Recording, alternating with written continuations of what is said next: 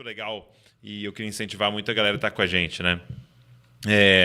O que liberta você, primeiro, e as pessoas ao seu redor é a verdade, ok? E aí, você pode falar, Douglas, isso eu já sei, isso aí é o versículo que eu decorei, né? Mas, muitas vezes, a gente não está em contato com a verdade do texto. Então, presta atenção, não é o texto que te liberta, é a verdade que está ali revelada naquele texto. E por que eu estou dizendo isso para você? Porque eu percebo que muitas vezes a pessoa pega o texto, faz o que quer com aquele texto e fala, não, aí é a Bíblia, isso vai te abençoar, segue isso que vai dar certo, ou é isso a vontade de Deus, e não. Então, só de você ter um texto escrito há 2.000, há 3.000, há 5.000 anos atrás, nós vamos ter que parar e pensar o que o autor original quis falar para os leitores originais, o que naquela época significa esse objeto e que hoje pode ser diferente.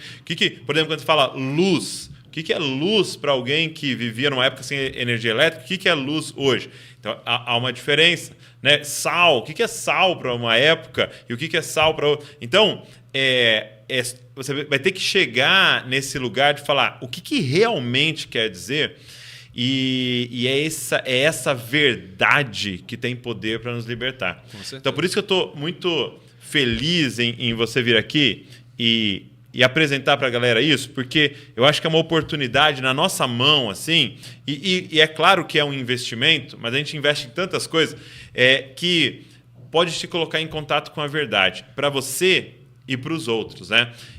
Eu percebi o seguinte, a analogia que eu faço às vezes nessa questão de pregação e hoje você pode pregar escrevendo também na internet e gravando. A analogia que eu fazia era o seguinte, no recreio, na escola, na minha época de escola, no recreio, não tinha futebol, mas a gente dava um jeito. A gente amassava uma latinha ou uma caixinha, alguma coisa, meu irmão, nós saía chutando ali. E aí se alguém olhasse, se você olha e fala assim, isso é futebol? Fala, sim, lembra, né? Mas não tem nenhuma das regras. É verdade. Não tem nenhuma, não tem a marcação, não tem a área, não tem o juiz, não tem. Entendeu? Então, o que eu vejo às vezes é mais ou menos assim: é pregação aquilo? Lembra pregação, mas a gente ignorou todas as regras. Sim, todas as regras de estudo bíblico, todas as regras de interpretação do texto. Cara, às vezes até de português. De português, às vezes. Então, eu queria incentivar você que está aqui. Cara, nós precisamos jogar dentro das regras. Existe uma forma de interpretar, uma forma... E depende da gente começar. E isso revela fidelidade. Sim.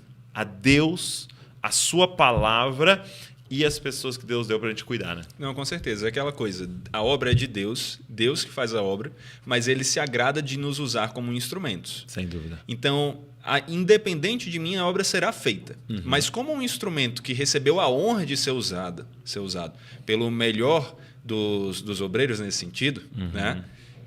Qual é o meu dever? Buscar estar o mais afiado possível, mais preparado possível para ser usado por Ele. Dentro das minhas limitações, dentro das minhas dificuldades, mas buscar aprender mais. Sim. Então, a ação do Espírito Santo soberana na minha vida não anula a minha responsabilidade de estudar, de buscar me preparar.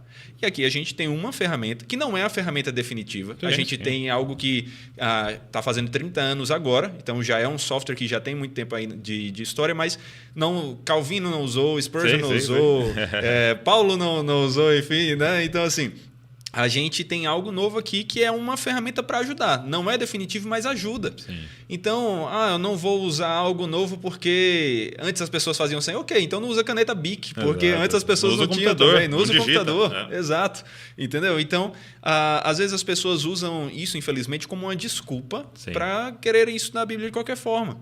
Mas não dá, nessa história de abrir a Bíblia, meter o dedo aqui e dizer, olha, Deus falou assim e tal, você tem que ter um contexto ali, analisar o texto como você falou. O que é que o autor está querendo dizer para os destinatários originais, né? Tem uma coisa simples que a gente fala de interpretação bíblica, do estudo bíblico indutivo, né? Os 3 passos, que é observação, interpretação e aplicação.